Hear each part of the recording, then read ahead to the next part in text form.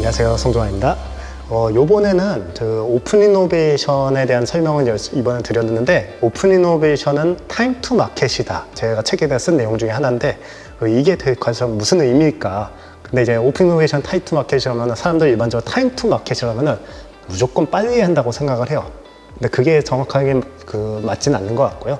오픈 이노베이션은 타임 투 마켓이라는 말은 오히려 적정한 시기에 시장에 내놓는다라는 의미가 좀 더 맞을 것 같아요. 그래서 제가 이 타임 투 마켓이라는 거를 이제 고민하는데 한 몇 년이 걸렸는데, 제가 이전에 2014년인가에 한국에 이제 처음 들어왔을 때 오픈 이노베이션 관련 업무로 이제 정부 정책 컨설팅하는 회사에 한번 이제 지원을 했던 적이 있었어요. 그래서 그때 이제 면접을 봤을 때 저한테 이제 질문하셨던 이제 면접관께서는 오픈 이노베이션은 한마디로 뭐라고 생각하느냐라고 말씀하셨는데, 저는 그 당시에 시너지라고 했어요. 근데 그분은 틀렸다라고 말씀하시고 답은 속도다라고 말씀하셨어요. 근데 이제 저는 지금도 그게 속도다라고는 생각하지 않고, 저는 이제 그 시너지와 속도가 합쳐졌을 때 그 어떤 것이 다 종합적으로 합쳐져서 시너지가 나는 거를 의미했던 건데, 그런 의미에서 좀 더 고민을 해보니까 저도 이제 그 반도체 회사도 한 7년 다녀보고 이제 오픈 이노베이션 관련해서 엑셀러레이터에서 2년을 해보니까 결국에는 아무리 좋은 기술이어도 너무 빠른 시기에 맞지 않은 출시를 했을 때는 문제가 될 수 있다는 걸 좀 느꼈습니다. 그래서 아마 책에 있는 사례 중에는 제가 이제 그 VFX라 그래가지고 이제 우리가 지금 VR 고글을 엄청 이제 오큘러스라던가 이런 것들이 나오면서 어느 정도 대중화가 되고 있어요. 그래서 실제로 그걸 게임하는 사람도 많고, 실제로 그걸 가지고 콘텐츠도 만드는 사람도 많은데, 사실상 이 VR 기기도 굉장히 오래 전에 출시가 됐어요. 제가 책에서 다룬 이제 VFX 고글이라는 경우도 사실 이제 저희가 지금 현재 VR을 얘기하기도 전에 한 10몇 년 전에 이미 출시가 됐던 제품인데, 그럼 이 제품 같은 경우 왜 실패를 했을까를 생각해 보면은 그 당시로 봐서는 너무나도 콘텐츠가 없었어요. 그러니까 사실상 이런 VR이라는 거는 결국에는 우리가 이제 스마트폰이라는 게 생겼는데, 스마트폰만 생김으로써 스마트폰이 쓰이지 않잖아요. 저희가 이제 스마트폰을 쓰는데 우리가 할 수 있는 것들이 워낙 많기 때문에 이런 게 생겼다고 생각하거든요. 그래서 저희가 핸드폰을 가지고 게임도 할 수 있고, 이 핸드폰을 가지고서 사진도 찍고 통화를 하고 이런 기능을 넘어서서 다양한 걸 하기 때문에 이 액정, 터치 스크린이라는 게 의미가 있어진 거거든요. 말 그대로 이제 VR도 똑같거든요. 그러면 우리가 보는 방식이 변했는데, 이 보는 방식이 변한 거에 맞는 전용 콘텐츠가 있느냐 했을 때 이 콘텐츠가 아직 따라오지도 못한 거예요.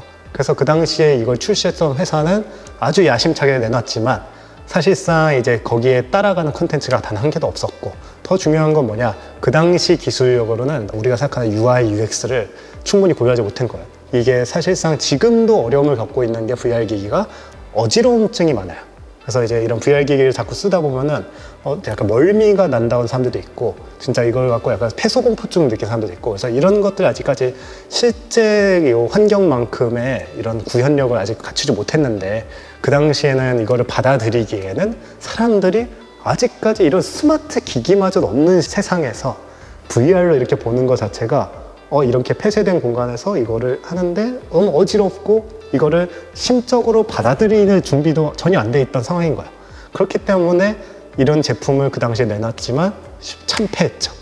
그렇지만 지금은 이게 가능한 이유가 뭐냐, 저희가 이런 스마트폰을 만드는 곳들이 있고, 그럼 이런 스마트폰을 만드는 회사들도 있고, 컨텐츠를 만드는 온갖 회사들이나 이런 파트너사들이 다 존재를 해요.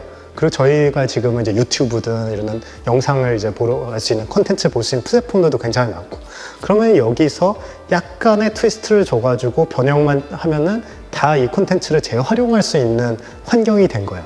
하지만 그 당시에는 이런 콘텐츠가 있는 것도 없고 가져다 쓸 수 있는 풀이 없었던 상황인데, 제품이 나와봤자 아무 쓸모가 없었다.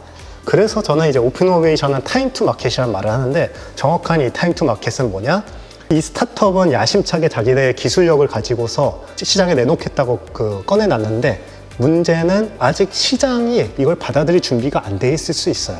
그래서 사실 오픈 이노베이션이 이런 타임 투 마켓이 도움이 되는 방법은 이 혁신의 속도를 조절해주는 역할을 한다라고 보는 거예요. 그래서 대기업이나 이런 중견기업, 어느 정도 이제 시장에서 이미 자각력을 갖고 있는 기업들 같은 경우는 이 시장에 대한 이해도가 굉장히 높아요.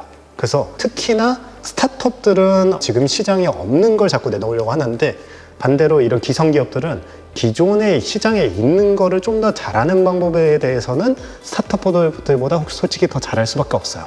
그 다년간의 경험이 쌓여있고, 실무적으로 이제 QA나 QC를 막 거쳐가면서 실제로 대량 생산도 해보고, 다양한 고객의 어떻게 보면 이제 VOC나 이런 이제 AS 접수라던가 민원도 다 받아보고, 그걸 통해서 지금의 서비스가 완성이 된 거거든요. 그러다 보니까 이런 것들을 일단 노하우를 통해서 이 시장에 이 제품이 지금 나온 게 맞느냐에 대한 판단은 대기업이나 중견기업이 더 스타트업보다도 오히려 더 잘할 수도 있다 라고 저는 생각을 하거든요. 그래서 사실 오픈이노베이션을 통해서 이런 기업이랑 스타트업이 만나가지고 시장성, 그리고 기존의 이제 노하우를 갖고 있는 전문가들이 봤을 때, 그럼 이거는 지금 앞으로는 1년 뒤에 출시하는 게 좀 더 효과적이겠다 하면은 그 1년 동안 같이 고도화하는 작업을 할 수 있다고 보거든요.